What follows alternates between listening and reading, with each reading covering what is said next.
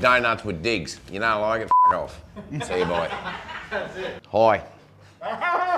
I'm Scott with the OHG 496. And woo, that donut did spin me.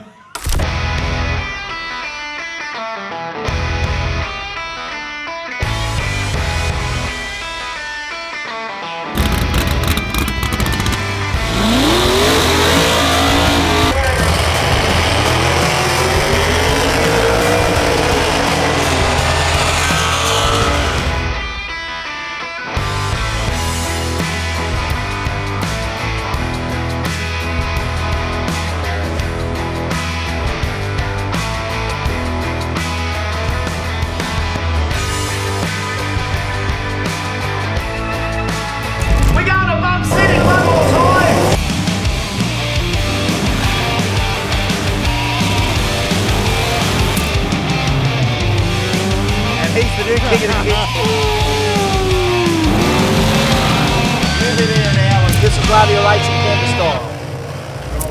It's the donuts with digs. Kenda 660. Hi, I'm Scott. And this is my mate, Diggs. Hello, Scott. This is a different beginning to the bump in with Diggs, but that's we don't bump in, we double bulb. Just ask them. We're the double bulbers because you know what? I like to go in, get my together, and let them dudes go. Oh no, we're not there yet. Now we're in. So if I just do what I do, I go in, I worry about me and my lane, no one else.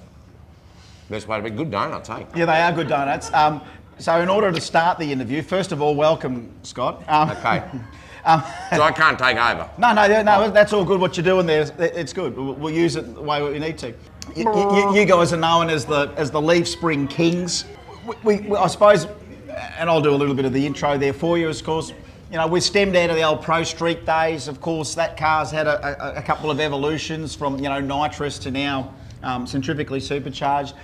But when did it first start for the Gazzard brothers? Where was the first start? Back in the old APSA days. Yep. Mod Street Aspirated was our first hit. They were all on slicks, and I'm like, you know, I'm going to go on radials. We went on radials, did a hit, bang. Campbell Brown was one of my first ever races. He smoked us, by the way. Yeah, right. In his Toronto, and then we moved on from there, and it was like we'd sort of built the car for nitrous, and we're getting there, and then come down and give it a hit with the gas, and boom, away we went. It was then on 275 class, and we were at the top of the field in that. And then it was like, well, hang on, they need to cap that at 850, so we did 850s. We ran with that. We won the first ever inaugural meet here. And then we won in Mod Street Blown. We've been in every category, come runner-up against... Dom. Yeah, so Dom. You know, we yeah, raced so Dom Lapino in Outlaw Radial. So we've run that car in every class they've had.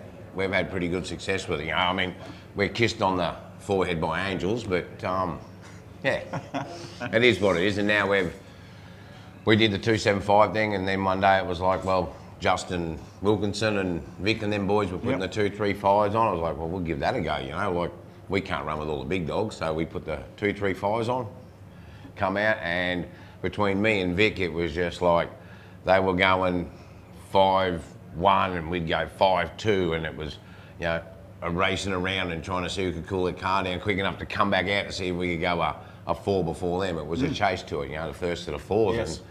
And it's just ridiculous where it's ended up. It's out of control on the 235s, you know, it's sort of... It was just a challenge, was it? So 235 just became this extra challenge? And it's like, well, let's take a car at, what'd you say, 3,400 pound? 3,400 pound. Yep. In the end, we've been 448 at 170 and 174 mile an hour on Leaf Springs, the 3,400 pound car. Like, we're struggling a little bit this weekend trying to get our shorts back. We come out and testing the other week. We had our shorts right. Come out this weekend, and we're just, I don't know, we're just not here yet. So but we got tomorrow. Tomorrow's race day. So what's the best short time in the car? In that car, we've gone 117 in the 60, 3 O's. We went to Benaraby. We got it back into the 1-1s up there, and got off at the 330 because we'd hit a bump and moved. And, 3 O's and went I think it's 460 or 50 or something up there, you know, only going to half track. So, but since then, we're just playing, hey. We're trying to, I give the car to my tuner the other day to have a hit in it so he could feel it, and I wanted to hear it because everyone always says how loud it is and obnoxious like me. But anyway, so we give it a hit. And I watched him go down, boom, boom, boom. It was good. And then I stepped in it for yesterday, and car's just not there. But tyres were old, but then we put a new set on for the last pass, and they were green, new. So in your defence about you're downplaying that a little bit about where you're at, but that car's ability, like it's I don't know. Looking at other cars like Cam's and the way that car hits, and smaller cube engine and turbo and everything like that, but to have the cubes you've got, this sort of more responsive engine you would think with being the supercharger, and then the small tyre, but then to just look how, to me and to a lot of other people, it kind of looks like it just sort of falls, like it sort of just falls out of the beams. You know what I mean? The thing kind of rolls out. It's like a slug. It is. I didn't want to say it that badly, but it's a slug. But the problem is that if we go over 2.4 on the G meter at the moment, it blows the tyre off it. If we get it over, when it gets to like 6,000 RPM, if it's in this short window, it'll zing the tyre. If we have a track temp and tyre temp on the car, if it's over 16 difference between the track and the tyre, it'll blow the tyre off. I mean, you know, we keep doing the same thing. We have to change a few things maybe and just look at something different, but that's what it is. Some days it'll just go bang. I mean, we've won 2 championships with the car with 2 different combinations. Yeah, we've won a lot of championships. You've won a lot of money. You've won a lot of money. We've had a lot of money, but I mean, like I said, we're kissed on the forehead by angels. So I was going to say, well, we won 2 championships, belts 1, 2, 3, 5. So we did it with the big block. And then we couldn't get rods for the big block to make a meeting.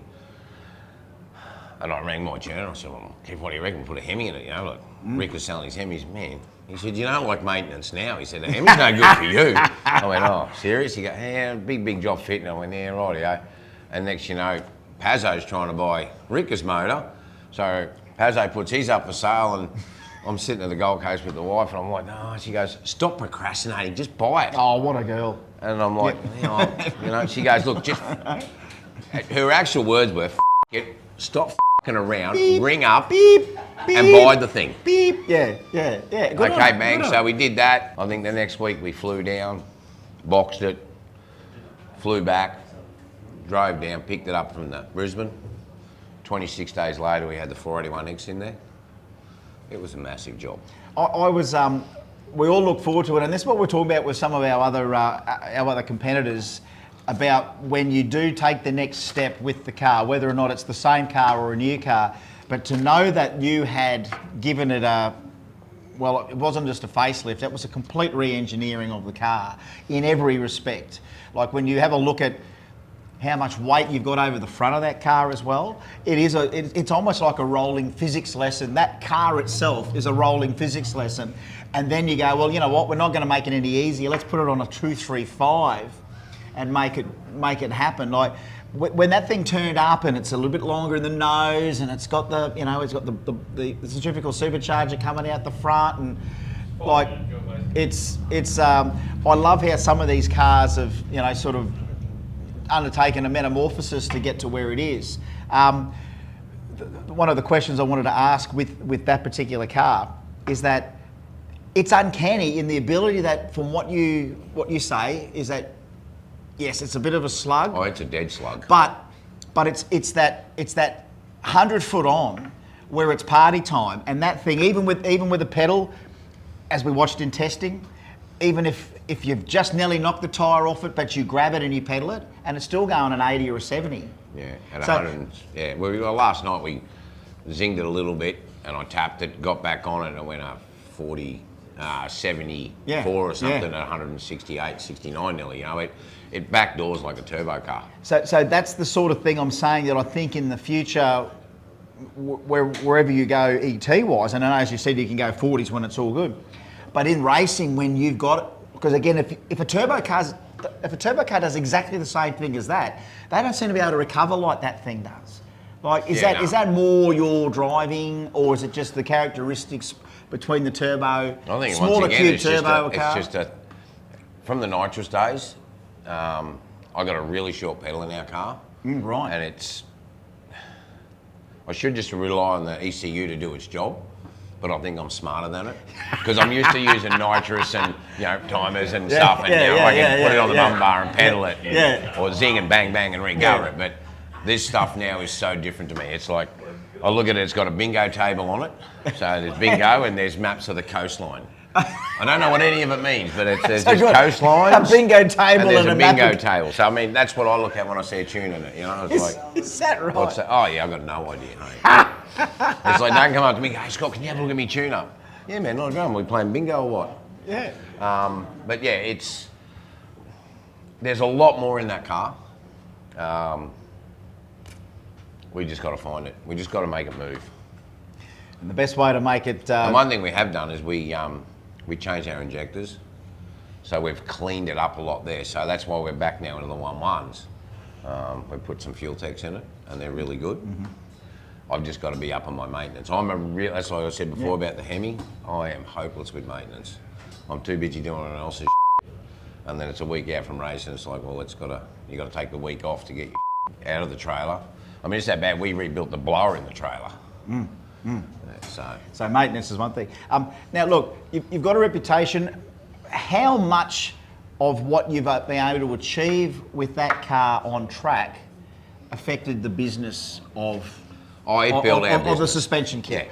Yeah. So Kenda was a big part. Like when I built that car, we were doing other people's cars for nothing, for mates and stuff, and I'd say, well, we need this, and man, I'm not wasting money on that. I'm like, you know what, maybe it's time I built my own car.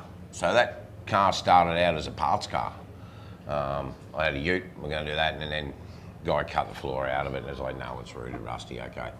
Then we started with that, and it was only meant to be a 308, then it got big block, Procom heads and stuff like that, and it just progressed, and it was like, and then it ended up, we went 7 something in it, 180, 780 to 180 as a street car.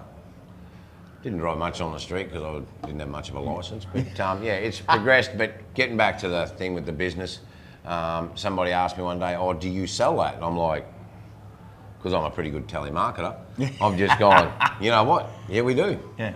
Well, what's it worth? I went, I don't know. I better have a look. So, and that was Michael Harvey from up at Mackay, Benarabi Way, and we took the stuff up there for him to bang bang, and and Kenda's been a stepping stone for us with our business. It created a marketplace for our stuff to go to.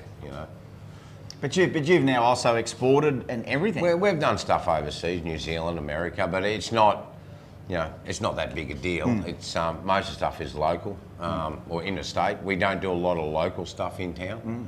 But yeah, it's sort of most of the cars in Drag Week, all the Kenda stuff, our shock programs are in them, our suspension, our slide. We do a lot of different bits and pieces. From a hobby to a business and everything in between. Yep. Absolutely good. Yeah, this is donuts with digs, man. We're getting well, we can't drink. No, we can't. We're at the racetrack, so that's illegal to drink. No, we can't drink. Yeah. But and it's rude to say why did I even bite that donut? It's hard to wrap up an interview when you're eating a donut, but maybe it's just the way it is. Scott, thanks very much for doing Donuts with Digs. Donuts with Digs. You're a bloody drag racing legend. Another one of our great Kenda 660 heroes. Good, mate. Well done. You've been here an hour just to say that. Yep. You should have come in earlier. Yeah. I always come early. I like to win. Is that not the thing? Oh, I like to win. I like to win too. I like to be first. Yeah, but I'm always... Anyway, yeah. I'm a gentleman, ladies first. I don't know why I was wiping my face when I said that. It was the sugar.